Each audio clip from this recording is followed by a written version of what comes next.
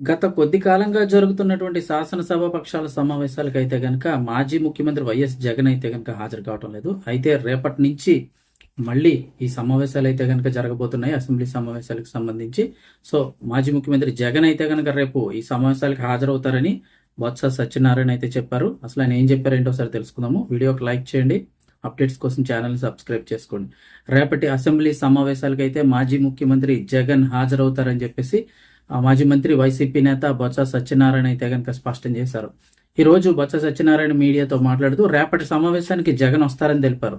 ఎల్లుండ YCP శాసనసభ పక్ష సమావేశం ఉంటుందని స్పష్టం చేశారు. ఇక అన్ని విషయాలు కూడా చర్చించి నిర్ణయం తీసుకుంటారని ఆయన అన్నారు. కాగా ఇంక రేపటి నుంచి రేపు ఉదయం బుధవారం నాడు ఉదయం ఫిబ్రవరి 11వ తారీఖు ఉదయం 10 గంటల నుంచి అయితే కనుక అసెంబ్లీ సమావేశాలు ప్రారంభం కానున్నాయి. ఉదయం 10:30 గంటలకు ఉభయ సభలను ఉద్దేశించి గవర్నర్ జస్టిస్ అబ్దుల్ నజీర్ అయితే ప్రసంగిస్తారు. గవర్నర్ ప్రసంగం అనంతరం 11:30 గంటలకు స్పీకర్ అధ్యక్షతన బిజినెస్ అడ్వైజరీ కమిటీ సమావేశం అయితే జరుగుతుంది. ఆ సమావేశంలో అసెంబ్లీ నిర్వహణ పైన అయితే చర్చించనున్నారు. ఇక బీఏసీ సమావేశానికి ఈ సమావేశానికి సంబంధించి జగన్ కు కూడా ఆహ్వానం అయితే పంపారు. సుమారు 20 పని దినాల పాటు సభను నిర్వహించాలని చెప్పేసి ప్రభుత్వం భావిస్తుంది. 2026-27 ఆర్థిక సంవత్సరానికి సంబంధించిన వార్షిక బడ్జెట్ ను ఈ నెల 14న ఆర్థిక మంత్రి పయ్యావుల కేశవ్ అయితే కనుక అసెంబ్లీలో ప్రవేశపెట్టనున్నారు.